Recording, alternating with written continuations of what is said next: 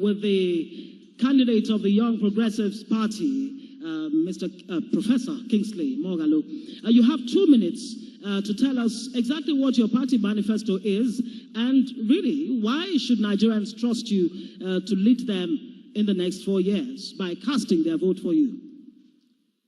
Thank you. For 60 years, we've been an independent country. But too many of our people, too many Nigerians, still don't have the basic things of life. They don't have electricity. They don't have good health care. They don't have good schools. They don't have good infrastructure. The time has come to ask, as we vote in 2019, are we the children of lesser gods? Malaysia, China, Singapore, Japan, these countries were all once backward. But today, they are what we look up to. The difference lies in 2015, it was anything but Jonathan. Let 2019 not be anything but Buhari. 2019 should be about a fundamental shift away from the recycled, old, incompetent, and visionless political class that has held us down for far too long. It is time for us to elect a competent leader. That means a leader who has a vision, leader. That means a leader who has a vision, who has capacity, character, and has had experience and knowledge of nation building, by which I mean using the authority of the state to create a national identity, working through the institutions of statecraft. It is time to have a leader who understands how to manage the economy. The YPP proposes to Nigerians a fundamental social contract such as has never been in place in this country before. That social contract will create the trust between the people and the government that has been broken for the last 60 years. Without it, we cannot move. We will constitutionally restructure the Federal Republic of Nigeria so that we can move forward, not backwards. Thank you. All right, thank you very much.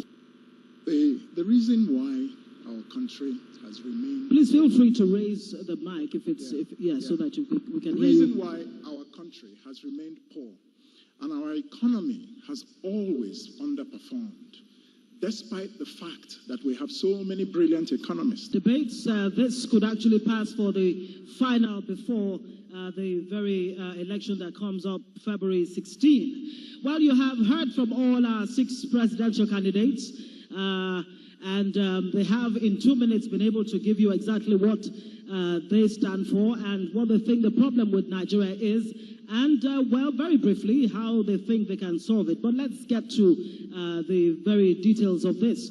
And I would like to begin with the issue of job creation. You would, of course, gentlemen, understand that employment is a key indicator of how any economy is doing, and Nigeria is no exception. Of course, some experts like yourselves have actually said that it has been economic growth in the last decade or so, but there has not been a requisite transformation of the economic structure, if you do get my point. So what are your plans for a sustainable economic growth? Do you have any plans? Give us that in 2 minutes. Let me begin with the candidate of the Young Progressives Party, Professor Kingsley Moghalu. The reason why our country has remained... Please feel free to raise the mic if it's... so that we can hear you. The reason why our country has remained poor and our economy has always underperformed, despite the fact that we have so many brilliant economists in this country, is simple. Nigeria has no clearly defined economic philosophy. Without an economic philosophy, you cannot have a strong economic vision. Without an economic vision, you cannot have effective economic policy. Without economic policy, you cannot create the institutional and market frameworks to give people jobs. That is what has been lacking. My government, as the next president of Nigeria, will fix this problem. To fix it, you need to understand 2 things. You need to understand economic philosophy. you need to understand political economy. Is Nigeria a capitalist nation? If so, what are the conditions that make a capitalist country succeed economically and make capitalism work for the man on the street? Those conditions are three.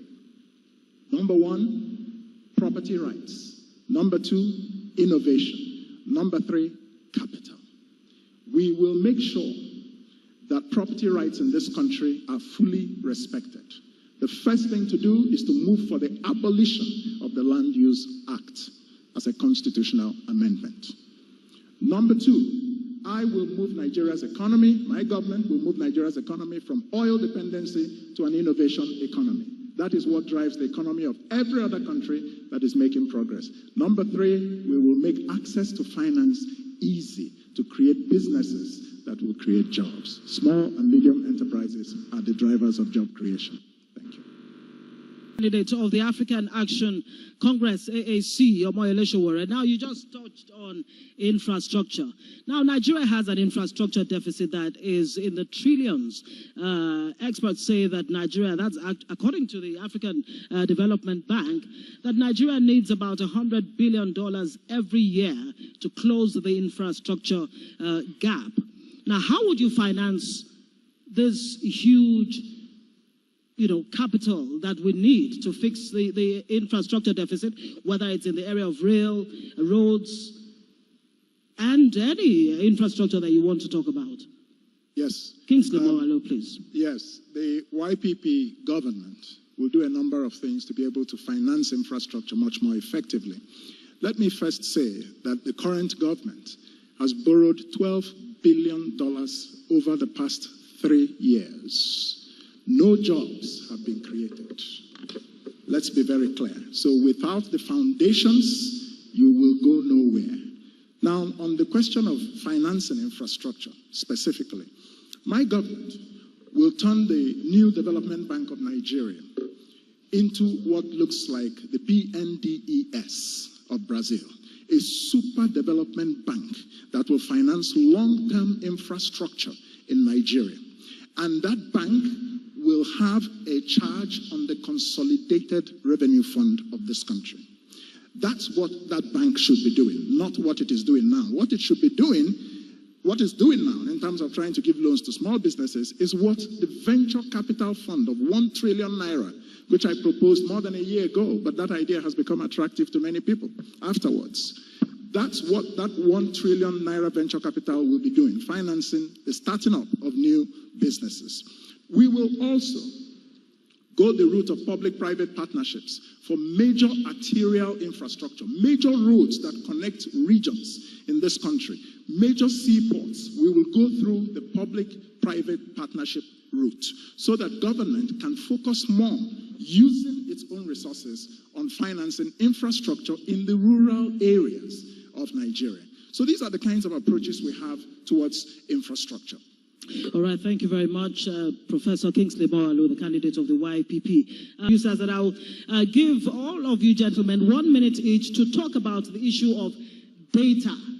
A lot of people have said every economic projection that you actually want to make, you have to know the number of Nigerians there are. You have to know where they are, the young people, the women, the elderly, and all the rest of them. So without this basic information at your fingertips, how do you fix all of these problems that we're talking about here? Should I go this way? Okay, back to the candidate of the Young Progressive Party. 1 minute, please. Yes.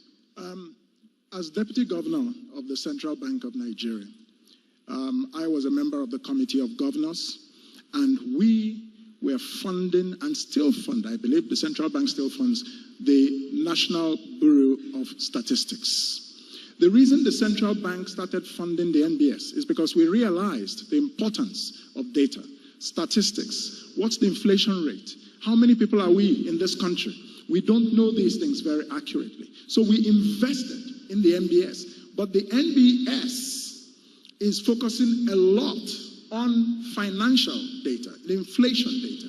But the reason we are funding it is because the government does not take funding the NBS as a priority. The NBS is under the Ministry of National Planning, and they don't give it any real money. My government will make financing of statistical research a major priority. We will invest heavily in knowing the numbers. How many people are born in this country? All right, thank you very much. 1 minute for Mr. Donald Duke. A lot of people say, we don't even know how many Nigerians there are. We don't know who is a Nigerian and who is a non-Nigerian. So how do you get it right if you don't get it right at that of security? That's very, very, very important. We will be remiss not to talk about this before we're done with this debate. Now, what I really want you gentlemen to address is the specifics, okay? But we'll take a short break.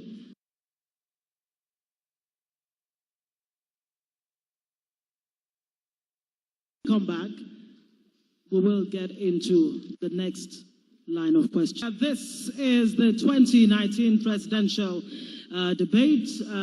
You might be safe to say that it would be the last one before the February 16 presidential election. Thank you so much for joining us. You've been listening to the candidates, all 6 of them, reel out their plans for different sectors of the Nigerian economy, and of course how the plan to go about those policy framework that they might have. Now, just to inform you, we did invite the candidate, the presidential candidate of the APC, President Muhammadu Buhari, to this debate. As you can see, he's not here. And of course, the presidential candidate of the PDP, former Vice President Alhaji Abubakar Atiku, obviously, he also is not here. But let me go on very quickly to the next questions, because we're pressed for time, and it's almost as if we have not even looked at so many key areas. But let me come to you, Mr. Kingsley Moghalu of the YPP. Now, how are you going to push education reform?